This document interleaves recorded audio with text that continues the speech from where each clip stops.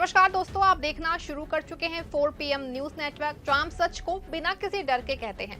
कहा जाता है कि जब सियासत वादों की कब्र बन जाए तब हक की आवाज उठाना जरूरी हो जाता है। अगर बिहार वक्फ और चुनाव के संबंध में ये बात कही जाए तो मुस्लिमों के पास एक बड़ा मौका है। बता दें आपको कि नए वक्फ कानून को लेकर के बिहार की सियासत एक बार फिर से करवट ले रही है, लेकिन इस बार करवट नहीं, एक चाल है, एक धोखा है, एक मक्कारी है जो वक्फ की जमीन से होती हुई मुस्लिम वोटों की मंडी तक पहुंच रही है। और इस धोखे के बादशाह हैं नीतीश कुमार। जब देश में नया वक्फ कानून आने वाला था तो नीतीश कुमार और उनकी पार्टी अक्सर कहा करती थी वक्फ की जमीनों का रिकॉर्ड देखा जाएगा, गलत कब्जे हटाए जाएंगे, कानून में संशोधन संभव है। और अब जब नया वक्फ कानून आ गया लेकिन नीतीश बाबू की पार्टी और उसके दावों जैसे कुछ नहीं दिख रहा है, तो नीतीश बाबू ने नया स्टंट वक्फ कानून को लेकर खेल दिया है और नए वक्फ कानून के जरिए मुस्लिमों को साधने में जुट गए हैं। नीतीश बाबू ने नए वक्फ कानून को लेकर के कौन सा स्टंट खेला है, क्यों अचानक फिर से नीतीश बाबू का मुस्लिम प्रेम उमड़ पड़ा है, ये सब कुछ हम आपको अपनी इस रिपोर्ट में बताएंगे। साथ ही इस पर भी आएंगे कि बिहार की 72 मुस्लिम बाहुल्य सीटों पे जदयू क्या गणित खेल रही है। दोस्तों, बिहार में चुनाव की घंटी क्या बजी, नीतीश बाबू को मुस्लिमों की याद आ गई। कल तक जो वक्फ कानून को बेमतलब की चीज बता रहे थे, आज उसी के कंधे पे सवार होकर सत्ता की सीढ़ियां चढ़ना चाहते हैं। बता दें आपको कि देश में वक्फ बोर्ड एक संवैधानिक संस्था है जो मुस्लिम समुदाय की धार्मिक और सामाजिक जरूरतों के लिए जमीनें और संपत्तियां मैनेज करती है। ये संपत्ति मुस्लिम समाज की अमानतश है।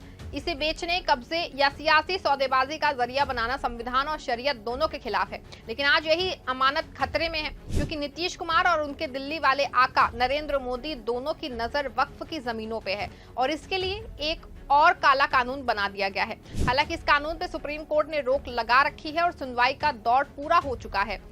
सुप्रीम कोर्ट ने फैसला सुरक्षित रख लिया है, लेकिन अचानक मोदी सरकार और बीजेपी को 30 साल पुराने कानून वक्फ कानून को रद्द कराने सुप्रीम कोर्ट पहुंच चुकी है। इससे पूरे मामले में पेंच फंसा हुआ है। लेकिन आपको बता दें कि नीतीश बाबू के दिल्ली वाला आका की पार्टी 2014 से लेके अब तक हर तरीके से वक्फ को कमजोर करने की कोशिश की है। RTI में छूट खत्म कर दी, संपत्ति की निगरानी के अधिकार छीन लिए और अब नया वक्फ कानून ला के मुस्लिमों की वक्फ की जमीनों को हथियाने की साजिश चल रही है। लेकिन नीतीश बाबू जहां एक नए वक्फ कानून में मुस्लिमों को झूठी दिलासा देकर अपने दिल्ली वाले आका के साथ खड़े रहे, दूसरी ओर चुनाव करीब आता देख के वक्फ कानून पे ही मुस्लिमों को रिझाने में जुट गए हैं। दरअसल नीतीश कुमार ने वक्फ कानून के विरोध करने वालों को अपने पाले में लाने का खेल शुरू कर दिया है। खबर देखिए, प्रभात खबर ने लिखा है कि बलियावी बने बिहार अल्पसंख्यक आयोग के अध्यक्ष, वक्फ कानून का किया था प्रखर विरोध। खबर में साफ तौर पे लिखा है कि गुलाम रसूल बलियावी को अल्पसंख्यक आयोग का अध्यक्ष नियुक्त किया गया है। बता दें आपको कि खबर की हेडलाइन से ही साफ है कि गुलाम रसूल बलियावी ने नए वक्फ कानून का जोरदार ढंग से विरोध किया था। गुलाम रसूल बलियावी जदयू के महासचिव और पूर्व सांसद भी रह चुके हैं। जब संसद ने वक्फ बिल पास हो गया तब बलियावी ने कहा था कि संसद में सब नंगे हो गए, अब सेक्युलर और कम्युनल कोई अंतर नहीं रह गया है। इसके बाद अचानक नीतीश बाबू ने गुलाम रसूल बलियावी को अल्पसंख्यक आयोग के अध्यक्ष बना के वक्फ कानून के जरिए मुस्लिमों को रिझाने का नया दाव खेल दिया है। अब ये दाव कितना कारगर होगा और क्यों बलियावी अचानक ये पद ग्रहण कर लिया है, ये तो खैर आने वाले वक्त में पता चल पाएगा। लेकिन इस पूरे मामले में एक बात साफ है कि नीतीश बाबू चुनाव से पहले मुस्लिमों का अपने पक्ष में लाने के लिए बेताब हो गए हैं। बता दें आपको कि नीतीश बाबू की पार्टी की एक सांसद जो दिल्ली वाले आकाओं की गोद में खूब झूला झूल रहे हैं, वो पहले ही बता चुके हैं कि नीतीश की पार्टी को मुस्लिम वोट नहीं देते हैं। लेकिन अब जो हालात पैदा हुए हैं उसमें नीतीश बाबू का मुस्लिम मोह चुनाव के समय फिर जाग गया है। बता दें आपको इसके पीछे ना सिर्फ जदयू का बल्कि बीजेपी का भी बड़ा हिडन एजेंडा हो सकता है। बिहार में 72 विधानसभा सीटें मुस्लिम निर्णायक हैं।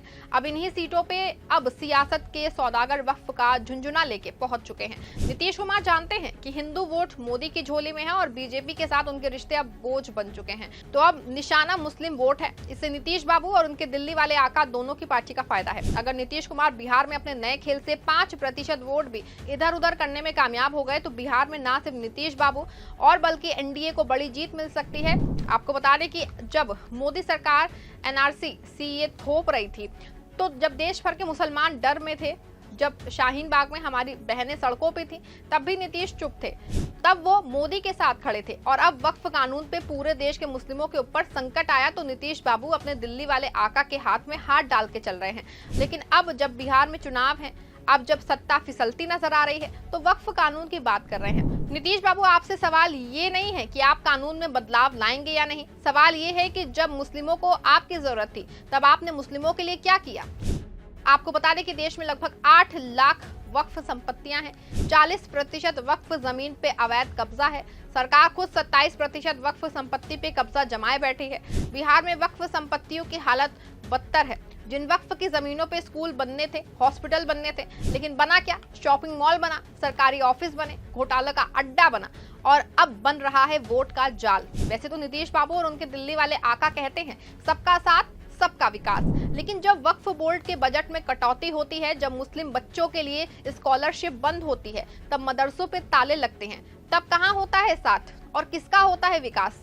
बता दें आपको कि इस वक्फ को सुधारने के नाम पे उसे सरकारी जेल में डालने की तैयारी है। पहले आरटीआई से निकाला, फिर जमीन का सर्वे, फिर बोर्ड के अधिकार घटाए और अब बिहार में कथित मुस्लिम हितैषी बन के नीतीश कुमार मंच सजाए बैठे हैं। बता दें आपको, बिहार में बेरोजगारी दर सबसे ज्यादा मुस्लिम युवाओं में है। बिहार के मुस्लिम बहुल्य इलाकों में स्कूल अस्पतालों की भारी कमी है।